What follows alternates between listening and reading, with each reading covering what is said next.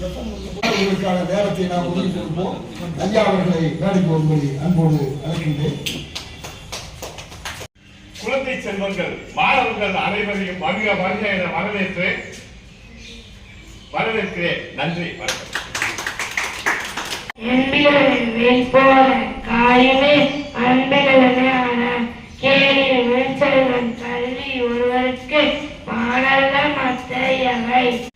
அனைவருக்கும் வணக்கம். யாம் அறிந்த மொழிகளிலே தமிழ் மொழி போல இனிதாவது எங்கும் காணும் என்ற பாரதியின் வரிகளுக்கு ஏற்ப என் தாய்மொழியை வணங்கி நான் வாழ்கின்ற இந்திய நாட்டிற்கும் நான் பிறந்த தமிழ் மண்ணிற்கும் நன்றி கலந்த வணக்கத்தை தெரிவித்துக் கொண்டு என் உரையை ஆரம்பம் செய்கிறேன். அகர முதல எழுத்தெல்லாம் ஆதி பகவனுக்கு தேவையுள்ளவே. பொருள்: எழுத்துக்கள் எல்லாம் அகரத்தை அடிப்படையாக கொண்டிருக்கின்றன. அதே போல உலகம் கடவுளை அடிப்படையாக கொண்டிருக்கிறது.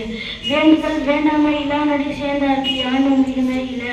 விருப்பு வெறுப்பு இல்லாத கடவுளின் திருவடிகளை பொருள் நினைக்கின்றவருக்கு எவ்விடத்திலும் எந்த துன்பம் இல்லை. பிறகு பெருங்குடன் நீண்ட இறைவனடி சேர்வது.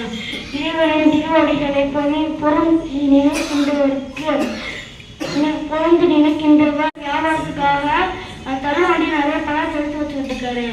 அப்ப அந்த மனைவி வந்து கேட்கறாங்க, எனக்கு ஒரு சாயந்தரம் அவசிய தேவைக்கு ஒரு 1000 ரூபாய் கொடுங்க. அப்பா அவரையே சொல்றாரு, சரி சாயந்தரம் பார்ப்போங்க. அப்ப அவர் வியாபாரத்தை முடிச்சுட்டு பார்த்தா 500 ரூபாய் வியாபாரம் இருக்கு. அப்பா அவர் நினைக்கிறாரு, அது என்னடா மனைவிக்கு வேறு 1000 ரூபாய் கேட்டாங்க, 500 ரூபாய் வியாபாரம் இருக்குங்க. அப்பா ஒருத்தவர் வந்து 200 ரூபாய்க்கு செலவு வந்தாரு. அவர் பார்க்காம 2000 ரூபாய் கொடுத்துட்டு போயிட்டாரு. அப்ப அந்த பணம் இருக்கிறவரை பார்க்கல. அப்புறம் பணம் இருக்கிறவங்க பார்த்துட்டு அவர் திருப்பி கூப்பிட்டு பாக்கி காசு கொடுத்துறாரு. அவர் நினைச்சதுன்னா அந்த காசை மறைச்சிருக்கல பணத்தேவைக்காக. ஆனா அந்த நியாயம் இல்லைன்னு சொல்லி அவர் பாக்கி காசு கொடுத்துறாரு. இந்த கருத்துல திருவள்ளுவர் கூறுகிறாரு, அருளோடும் அன்போடும் வாரார் பொருளாகும் புல்லார் பொருளை விட. நன்றி. நம்முடைய ஆரோக்கியராஜ் அவர்களும் ஐயாத்துறை அவர்களும் இந்த பதக்கத்தை இந்த குழந்தைக்கு அணிவிக்கும்படி கேட்டுக்கொள்கிறோம். அடுத்த பதக்கம் இருக்கே, ஆனால் அது அந்த ஸ்டிக்கர் ஒட்டாமல் இருக்கு. அடுத்த வாரம் இருந்து பேசுகின்ற எல்லாருக்குமே மறுபடியும் பதக்கம் அறிவிக்கப்படும். அதை அணிவிக்க முடியாது கொடுக்கிறேன். சரி, 29 விக்கெட் இருந்த இது அதில் தான். அவனுக்கு குஷனுடைய ஒரிஜினல் பேர் நிறைய பேர் தெரியாது. சுதாமா. அவருடைய மனைவி பெயர் யாருக்குமே தெரியாது. சுஷீலை அவர் பேரு. இங்க 2 பேரும் படிச்சது சாந்திமணி முனிவர் ஒருவர்கிட்ட போய் அவருடைய குடும்பத்தோட 2 பேரும் படிக்கிறாங்க. ஒரு நாள் இது போல ஒரு மழை காலம். அப்ப இந்த பிறகு இதெல்லாம் அப்ப வாத்தியாருக்கு பணிஞ்சு போன்றவை யாரும் சொன்னாங்கல்ல, வாத்தியார் அடிச்ச காலம் நீங்க இருந்தீங்களா? அங்க பேசுறப்ப இன்னைக்கு வாத்தியார் கையில புறம் இருந்தப்ப நாட்டில் அமைதி இருந்துச்சு. இன்னைக்கு வாத்தியாரையில புறம்புள்ளதுனால போலீஸ்கார் கையில கம்பு வச்சு அடிக்க வேண்டிய ஒரு சூழல் வந்துச்சுன்னு அங்கே இருக்கு அங்க சொன்ன நினைவு எனக்கு. அப்ப அந்த காலத்துல போய் வாத்தியாருக்கு என்ன செய்யணும், உறவுலாம் எடுத்து பணி செய்யணும். அப்ப போய் அப்ப கொஞ்சம் உறவு வச்சுட்டு இதே மாதிரி மழை வந்துச்சு. அப்ப சாந்திமணி முனிவருடைய மனைவி என்ன செஞ்சாங்க, இந்த பட்டாணிகளை மாதிரி கொஞ்சம் பொறிக்கிறதுக்கு மழை காலம் இல்லை. எங்க வீட்டுல எல்லாம் கொஞ்சம் என்ன செய்வாங்க, கடலை ஒரு கூடுக்க நிறைய போட்டு வச்சிருப்பாங்க. மழை காலம் வந்தோடனே ரோட்ல தான் அந்த மணல் கிடக்கும். அந்த மணல் அப்படியே செல்ஸ் எடுத்துட்டு வருவோம், அல்லது அந்த கோசம்பர ஓடையில் போய் மணலை கொண்டு வருவோம். வறுத்து அச்சுவலம் வறுத்த கடலை, அது என்ன சுவை, அதுக்கு சுவையில அன்னைக்கு பார்க்க முடியல. இப்ப என்ன கடலை தான் வருது. சுதாமா இன்னைக்கு ஒரு பொய்யை விதைத்து இருக்கிறார். இதை ஒரு நாள் அறுவடை செய்வாய் கண்ணன் சொன்னது. இது முடிஞ்சிருச்சு. பின்னால இவன் துவாரகையில மிகப்பெரிய இன்னொரு வரலாற்று சொல்லிடுறேன், கண்ணன் ராஜா கிடையாது. அது நிறைய பேர் தப்பாவே கண்ணன் ராஜா ராஜான்னு சொல்றோம். அவன் வாசுதேவன் என்ற கம்சனுடைய அப்பா தாத்தாவை தான் ஆட்சியில் உட்கார, ஆனா உயர்ந்த நிலையில இருக்கான். இப்ப அவங்க சொன்ன மாதிரி ஏழ்மை நிலை. ஏன் அவன் எதை விதைத்திருக்கிறான்? வள்ளுவர் அழகா சொல்றான், பொய் எவ்வளவு தீமை என்பது. காந்தியம் அழகாகத்தான் சொன்னான், சத்தியம் தான் தெய்வம் அப்படின்னாரு. சத்தியத்தை யார் தெய்வமாக சொல்லுகிறானோ, சத்தியத்தை கடைபிடிக்கிறோம், வாழ்க்கையில என்னைக்குமே வர தீமையை செய்ய மாட்டான். இப்ப இந்த வறுமை வந்து அவங்க வீட்டுக்காரமா சொன்ன மாதிரி, வீட்டுக்காரமா சொன்ன கேட்கிறாங்களா ஊருக்கீங்க. அது குஷாலுக்கு ஒரு சான்று. என்ன மாப்பிள்ள, நல்லா எங்க வீட்டுக்காரமா சொல்ல அப்படின்றேன். ஏன்னா புருஷன் நம்ம தப்பாக நினைச்சுக்கிட்டு இருக்கோம். அதை கொண்டாடி சொல்றேன் கேட்டு கேட்டு அது உண்மையே இல்லை. மனைவிக்கு சம அந்தஸ்து கொடுக்கிற எல்லோருமே வாழ்க்கையில் வெற்றி கண்டிருக்கிறார்கள் என்பது உண்மை. இப்ப எதுக்கு சொல்ல வேண்டாம்னா இந்த செய்தி முடிஞ்சிச்சு. இப்பதான் தேடி வர்றான், வந்தோடனே அவனுக்கு பாடங்களை கருவி குசோல உழைக்கான ரொம்ப அருமையா சொன்னாங்க. ஏறத்தாழ ராஜா அந்தஸ்துல உள்ளவன் ஓடி வந்து காலை கருவி கத்தி அணைத்து இவன் என்ன கொண்டு வந்திருக்கான், அவள் கூட கொண்டு வரல, மூங்கில் அவள் அரிசி இல்லாம மூங்கில விளையும் பாருங்க அவரு அரிசி அவ குட்டி அந்த கொடுத்துட்டு இருக்கு. இவன் குடுக்க வைக்கப்பட்டு ஒழிச்சு வச்சிருக்கேன். ஒரு பெரிய தலைவரை பார்க்க போறப்ப உங்களுக்கு அவளை கொண்டு போய் கொடுத்தா இருக்கும் சண்டை பண்ணிட்டு ஒழிச்சு வச்சிருக்கேன். புடுங்கி சாப்பிட்டானா, புடுங்கி ஒரு வாய் போட்டு சாப்பிட்ட உடனே ருக்மிணி போய் தண்ணி கையை பிடிச்சுட்டான். கிருஷ்ண கொண்டாடி எதுக்கு மதுதாலயத்துல இல்ல, இந்த ஒருபடி அவள் எனக்கு சாப்பிட்டதுக்கு, இந்த கைப்பிடி அவளை சாப்பிட்டதுக்கு உலகத்து செல்வம் பூரா அங்க போய் புரிஞ்சிருச்சு.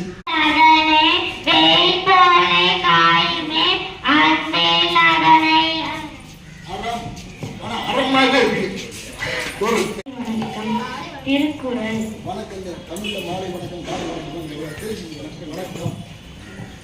அகர முதல எழுத்தெல்லாம் ஆதி பகவன் முதற்றே உலகு செய்யாமல் செய்த உதவிக்கு வயல் மூமான மூமாற்றல் அறிவு நன்றே மறப்பது நன்றன்று அன்றே மறப்பது நன்று. அடுத்தவர் நலத்தை நினைப்பவர் தமக்கு ஆயுள் முழுவதும் சுபதினம். வள்ளுவன் பிறந்து குறளை சொன்னான், அறிவுக்கு அதுதான் சுபதினம். தற்போது திருக்குறள் சம்பந்தமாக பேசுவதாக இருந்தால் அவர் சகல விதமான செய்திகளையும் சொல்லியிருக்கிறார். அவர் எந்த ஊர் என்பதில் நிறைய பேருக்கு வேறுபாடு உண்டு. மெட்ராஸ்காரர்களெல்லாம் சேர்ந்து அவர் ஊர் தான் அவர் பிறந்த இடம் என்று திருவள்ளுவரை சொன்னார்கள். இதை பொறுத்தவரை அது தவறு. அதிலேயே ஏராளமான செய்திகளை சொல்கிறார் திருவள்ளுவர். ஒன்று ஊரணி என்பது. ஊரணி என்றால் ஒரு குளம். அந்த குளத்தில் அந்த அக்காலத்திலிருந்து இன்னும் கூட கிராம மக்கள் எல்லோரும் ஊரணி தண்ணியைத்தான் குடிக்கிறார்கள். அவர் சொந்த ஊர் இந்த பகுதி என்று என்னுடைய எண்ணம் ஏற்படுகிறது. இதை நான் தாழ்மையில் சொல்லிக்கொண்டு 3 நிமிடம் தான் கொடுத்தார்கள். சொன்னவன் நிறைய சொல்லிக்கிட்டே போல, நானே அவர் நேரம் பேசலாம்ல. இல்லை, அடுத்தபடியாக நம்முடைய தவமணி அவர்கள் அவையில் கூடியிருக்கும் உங்கள் அனைவருக்கும் முதற்கண் என்னுடைய மாலை வணக்கத்தை உரித்தாக்கிக் கொள்கிறேன். நான் இன்று பேச எடுத்துக்கொண்ட தலைப்பு அறிவியலும் திருக்குறளும். பெரியவர்களே, நம்முடைய வாழ்வில் அறிவியலும் அறவியலும் இன்றியமையாதது. அறிவியலும் அறவியலும் இல்லாத வாழ்வு வெற்று வாழ்வு.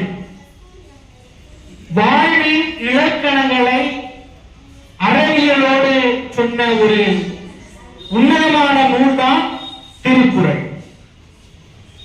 எம்பில் அதனை வெயில் போல காயுமே, அன்பில் அதனை அறம் என்கிறது. இது போல என்ற ஒரு சொல் வெளிப்பட்டு வந்திருக்கின்ற காரணத்தினால் இதற்கு ஊழி அணி என்று பொருள். எப்படி எலும்பில்லாத உடலை வெயில் அழுத்தி காயடிக்குமோ அது போன்று அன்பில்லாத இந்த வாழ்வை அறம் தண்டிக்கும், அது தீமை செய்யும் என்று வள்ளுவர் குறிப்பிடுகிறார். இந்த ஒரு அறிவியல் செய்தியினை அவர் வாழ்க்கையின் தொடர்பு படுத்தி கூடுவதன் மூலம் அறிவியலும் சரி அறவியலும் சரி இன்றியமையதாக இருக்கிறது. தோழர்களே, 15ஆம் நூற்றாண்டில் தான் முதலாக கோப்பர்னிக்கஸ் என்பவர் ஒரு தியரியை முன்மொழிகிறார். இந்த உலகமானது தட்டையானது அல்ல, இந்த உலகம் உண்மையானது என்கிற ஒரு கோட்பாட்டை அவர் நிறுவுகிறார். ஆனால் அன்றைக்கு இருந்த மதவாதிகள் அவருடைய கருத்தாக்கத்தை எதிர்க்கிறார்கள். அதற்கு பிற்பாடு வந்த 17ஆம் நூற்றாண்டிலே கலிலியோ அவர்கள் இந்த உலகம் தட்டையானது அல்ல உண்டையானது என்கிற கருத்தை அதே கருத்தை நிறுவுகிறார். அவர் கூறிய கருத்தை அன்றிருந்த சிலரும் எதிர்த்தார்கள், சிலர் ஆதரித்தார்கள். ஆனால் தோழர்களே, நம்முடைய வள்ளுவர் பேராசான் கிபி 2ஆம் நூற்றாண்டிலே அழகாக சொல்லியிருக்கிறார், சுழன்றும் ஏற்பின்னது உலகம் உழந்தும் உலகே தலையின்று. இந்த அந்த வெளியில் உருண்டியாக இருக்கின்ற உலகம் தொங்கிக் கொண்டிருக்கிறது ஞானம். அதிலிருந்துதான் அந்த உலகம் என்ற சொல் வந்தது. ஞான் என்றால் தொங்குதல் என்று பொருள் என்ற கருத்தாக்கத்தில் அவருடைய வானியல் அறிவை இந்த அறிவியலில் பதிவு செய்திருக்கிறார் என்று சொன்னால், வள்ளுவர் ஆசான் ஒரு மிகச்சிறந்த ஒரு அறிவியலாளராக இருந்திருப்பாரோ என்ற ஒரு எண்ணம் தோன்றுகிறது. அன்றைக்கும் இல்லை, இன்றைக்கும் கூட அவர் பொருந்துகிற மாதிரியான குரலை பதிவு செய்திருக்கிறார். இன்றைக்கு ஜெமினி ஏஐன்னு ஒன்று வந்திருக்கிறது. நீங்க பாத்தீங்கன்னா தெரியும், கூகுள்ல போய் ஜெமினி ஏஐன்னு அடிச்சீங்கன்னா உங்க போட்டோவை கொடுத்துட்டு எனக்கு இப்படி இப்படி போட்டோலாம் வேணும், அந்த ப்ரொமோட்டர் இருக்கு, அதை போட்டீங்கன்னா வந்துருது. தொழிலதிபர் எலன் கூட நீங்க இருக்கிற மாதிரி போட்டோ எடுக்கணும் வந்துருது. மிகப்பெரிய ஒரு ரேஞ்ச் ஒரு கார் முன்னாடி இந்த போட்டோ எடுக்கணும் வந்துருது. ஒரு கடல் முன்னாடி நிற்கிற மாதிரி போட்டோ எடுக்கணும் வந்துருது. அப்படிப்பட்ட இதை சில ஆதரவாளர்கள் இந்த ஜெமினியை ஆதரித்துக் கொண்டிருக்கிறார்கள். சில பேர் இது நாளைக்கு மிக தவறான ஒரு முன்னுதாரணமாக சென்றுவிடும் என்றும் குறிப்பிட்டுக் கொண்டிருக்கிறார்கள். அப்படிப்பட்ட ஒரு சூழ்நிலையில் நம்முடைய வள்ளுவர் பேராசான் சொல்லியிருக்கிறார், எப்பொருள் யார் யார் வாய் கேட்பினும் அப்பொருள் மெய்ப்பொருள் காண்பது என்று. ஒருவரே போதும் இன்றைய உலகத்திற்கு எது தேவையானது என்பதை எடுத்துரைப்பதற்கு. தோழர்களே, நம்முடைய உயர்வு என்பது எப்படி இருக்க வேண்டும்? வெள்ளத்தனைய மலரீட்ட மாந்தர்தம் உள்ளத்தனையது உயர்வு. உங்களுடைய எண்ணத்திற்கு ஏற்ப நீங்கள் உயர்வீர்கள். இதற்கு எதனோடு ஒப்பிட்டு வள்ளுவர் கூறுகிறார்?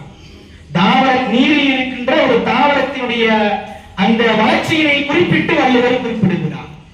17ஆம் நூற்றாண்டில் லாரன்ஸ் அலெக்சாண்டரும் லிசிபெத் அபார்ட்மெண்ட் என்ற ஒரு 2 அறிவியலாளர்கள் ஒரு ஆய்வை மேற்கொள்கிறார்கள். அவர்கள் மேற்கொண்ட ஆய்வு மார்பாலஜி ஆஃப் ஆக்டிவிட்டி பேலன்ஸ், அதாவது நீரில் இருக்கும் தாவரங்களின் வடிவமைப்பு கூறு என்ற தலைப்பில் அவங்க ஒரு ஆய்வை மேற்கொள்கிறார்கள். அந்த ஆய்வில் நீரானது ஒரு தாவரத்தின் தண்டின் உயரத்திற்கு ஏற்ப, நீரின் அளவிற்கு ஏற்ப அந்த தண்டு, அந்த தாவரத்தின் தண்டு உயரும், நீரின் அளவிற்கு ஏற்ப அந்த தாவரத்தின் தண்டு குறையும் என்று குறிப்பிட்டிருக்கிறார்கள்.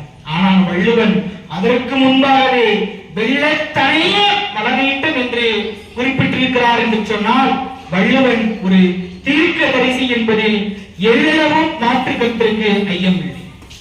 தோழர்களே, நமக்கு நியூட்டனினுடைய 3ஆம் விதி தெரியும். ஒவ்வொரு வினைக்கும் சமமான ஆனால் எதிர்வினை உண்டு.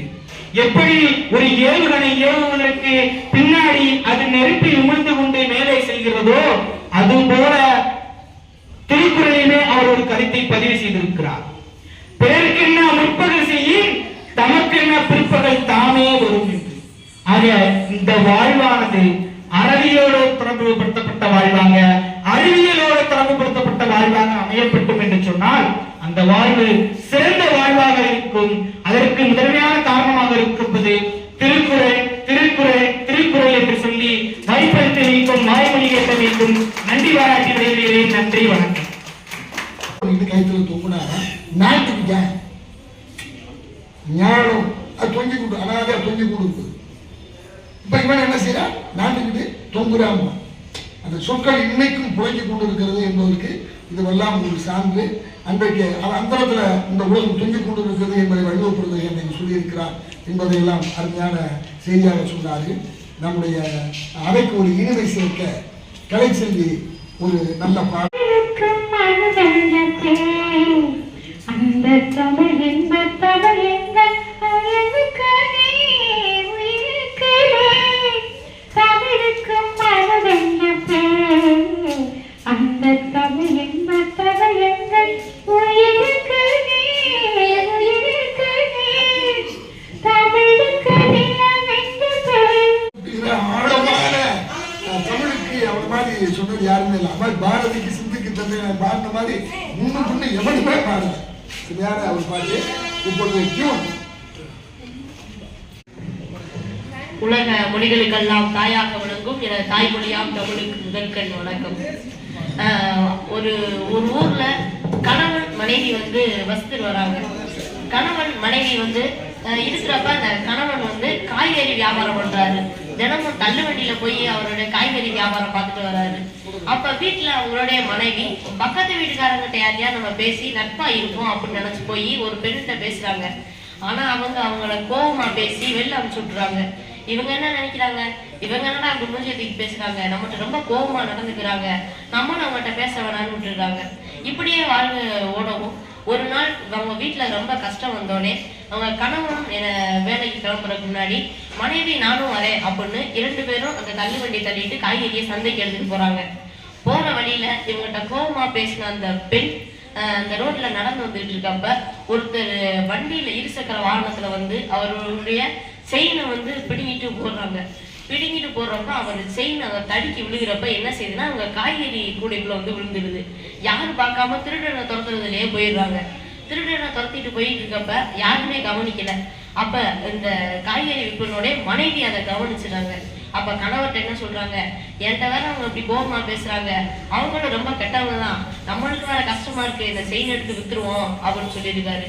அவர் என்ன சொல்லியிருக்காரு, நம்மளுக்கு கஷ்டமோ இல்ல நம்ம நல்லா இருக்கமோ அவங்க நீ தவறானவங்க நினைச்சு நம்ம இதை பண்றப்ப அவங்களுக்கு நம்மளுக்கும் எந்த வித்தியாசமே இல்லாம போயிடும் சொல்லியிருக்காரு. இதைத்தான் திருவள்ளுவர் என்ன சொல்றாருன்னு கேட்டீங்கன்னா, கேடும் பெருக்கமும் இல்லல்ல நேசத கோடாமை நெஞ்சத்து கோடாமை சான்றோர் கனி அப்படின்னு சொல்லியிருக்காரு. அதே மாதிரி ஒரு ராஜா தன் நாட்டுல இருக்க அனைத்து மக்களையும் நல்லபடியா பாத்துக்கிறாரு, அனைவரையும் அன்பா பாத்துக்கிறாரு. நாட்டுல எந்த பிரச்சனைகள், வறுமை, நோய், எந்த பிரச்சனை வந்தாலும் அவங்கள அருமையா பார்த்து நாட்டை செழிப்பா நடத்தி வந்துட்டு இருக்கப்ப அவருடைய பையனுக்கு இந்த நாட்டை வந்து அவனை அரசனா பொறுப்பேற்கலாம் அப்படின்னு நினைக்கிறப்ப அவரை பையனையும் அரசனா பொறுப்பேற்கிறாரு.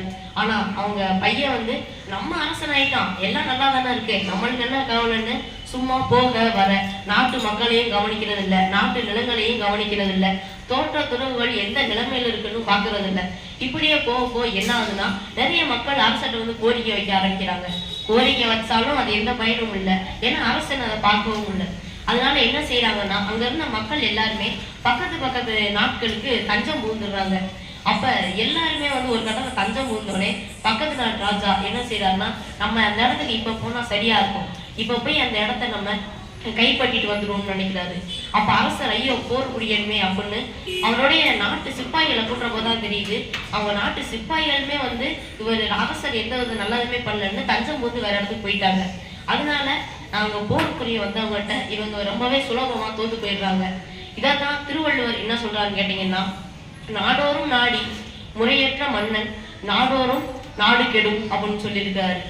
நாட்டு எவ்வளவு செழிப்பா இருந்தாலும் அதை நம்ம அடுத்த கட்ட முயற்சி எடுத்து என்னன்னு பண்ணலன்னா நாடு அது இப்படிதான் போகும். அதே மாதிரி இன்னொன்று சொல்ல விரும்புறது என்னன்னு கேட்டீங்கன்னா, இளமையிலேயே அனுபவப்பட்டவங்க யாருமே இல்லை, வயதே அனுபவத்தை தீர்மானிக்குது. அப்படி அனுபவப்பட்ட ஒரு மனிதர் நம்ம வாழ்க்கை தமிழ் இலக்கியனுடைய பேரவை தலைவர் நிறுவனர் மரியாதைக்குரிய பாரதன் ஐயாவுக்கும் இந்த திருக்குறள் திருப்பணிகளோட அரசு நடத்துற அவங்களுக்கும் என்னுடைய மனமான நன்றியை தெரிவித்து என்னுடைய முக்கிய நன்றி வணக்கம். தீவின்றி வந்த பொருள் வர்றதுன்னு சொன்னா ஒரு சம்பாதிக்கிறது தப்பு கிடையாது, செய்த பொருளைங்க அதை விட கூர்மையான எதிரிகளை இருந்திருக்கு அப்படின்னா அந்த பொருள் வர்றது எப்படி வரணும்னா தீதின்றி வரணுமா. அப்படி தீர்ப்பு ஒரு திருட்டு வழியாக வந்தோடனே அந்த பொண்ணு வேணாம், அந்த கணவன் வேணாம்னு சொன்னேன் இல்லைங்களா, அப்படி நல்ல நீதி சொன்ன டியூ அவர்களுக்கு நன்றி கூறி நிறைவான பாடலை பாட அன்புக்குரிய இறைவனுக்கு அனைவருக்கும் அன்பான வணக்கம். ஈரடி வள்ளுவரை பற்றி எனது மனைவி யாஸ்மின் அவர்கள் எழுதிய பாடல். ஈரடியால் உலகளந்த வள்ளுவத்தின் நான்குதலை வாயுரையால் வாழ்த்திடலாம் வாரீரோ. வரலாற்று பின்புறம் என்ன கரெக்டா நான் கவனிச்சுட்டு இருந்தோம். ஏன்னா அவங்க சொன்ன மாதிரி பெர்னாட்ஷா, காந்தி, டால்ஸ்டாய் எல்லாம் 7 நேரம் பேசணும் அந்த வரலாறுலாம் சொன்னா. காந்தி இருக்கிறே சொன்னாரு, தமிழை திருக்குறளை தாய்மொழியிலே படிப்பதற்கு நான் மறுபடியும் தமிழ்நாடு பிறக்கணும்னா ஏன்னா அப்பதான் அதை உணர்ந்து படிக்க முடியும் அப்படின்னு அந்த வரலாறுலாம் சொன்னேன். தம்பதிகள் இருவருக்கும் நன்றி. திருக்குறள் எந்நன்றி கொன்றாருக்கும் உயிரின்றாம் உயிரில்லை செய் நன்றி கொண்ட மகருக்கு தான் இங்க விருந்தோம்பல் நடக்கும். ஆனால் நம்ம வள்ளுவத்தை கொடுக்காமல் எப்படி இதை நடத்தி செல்ல முடியும்? விருந்தோம்பலின் மேன்மையை சொல்லிவிட்டோம். விருந்தோம்பல் இருக்கிறதே 10 பாடலை கொடுத்தாச்சு. நம்மளுடைய வள்ளுவத்தினுடைய சிறப்பையும் சொல்லியாச்சு. ஆனால் இதில் இருக்கின்ற குறைகளையும் நாம் களைந்து கொண்டால் மட்டும்தான் மேற்படி அடுத்த சமூகம் என்று கொண்டிருக்கிறது. உணவு தேவைக்காகவோ அல்லது மதத்தின் பேராலேயோ ஐயா அவர்கள் பாடிய பொழுது பாடிய பாடலுடைய இசை ஆயர் பாடி மாளிகையில் தாய்மொழியில் கண்ணினை போல் மாலை கண்ணம் தூங்குகின்றான் தாரையில்தான். அந்த பாடலுடைய வரியை அந்த பாடலுடைய இசையை எடுத்துக்கொண்டு இஸ்லாமிய சமூகத்தை சேர்ந்த மாமா அவர்கள் திருக்குறளுடைய பாடலை கொண்டு வந்தார்கள். அது போலதான் வள்ளுவத்தில் இல்லாதது எதுவும் இல்லை. ஆனால் வள்ளுவத்தை நாம் எங்கே சேர்க்க வேண்டுமோ அங்கே சேர்க்க வேண்டும். விளையும் பயிரில் தான் விளைவிடும். அந்த பயிரை சரியாக நாம் கடைபார்த்து வளர்த்தால் மட்டும்தான் அடுத்த சமூகம் என்பது சிறப்பாக இருக்கும். அதை செய்யாமல் இங்கே இருந்து நாம் அத்தனை நேரம் பேசிக் கொண்டிருப்பதால் எந்த பயனும் அல்ல. மாணவர்களுக்கு இதை கொண்டு போக வேண்டும். அரசாங்கம் நடத்துகின்ற ஒரு அமைப்பில் அரசாங்க பாடத்திட்ட புத்தகங்களில் வள்ளுவம் இல்லாமல் இருப்பது மன உளைச்சலை தருகிறது. இதை அடுத்ததாக மாற்றிக்கொள்ள வேண்டும். பாடத்திட்டம் என்பது வரக்கூடியதான அதையாவது மாற்றி நாம் வள்ளுவத்தை பேணுவோம் என்று கூறி எனக்கு வாய்ப்பளித்த அத்தனை பேருக்கும் நன்றி கூறி விடைபெறுகிறேன். நன்றி, வணக்கம்.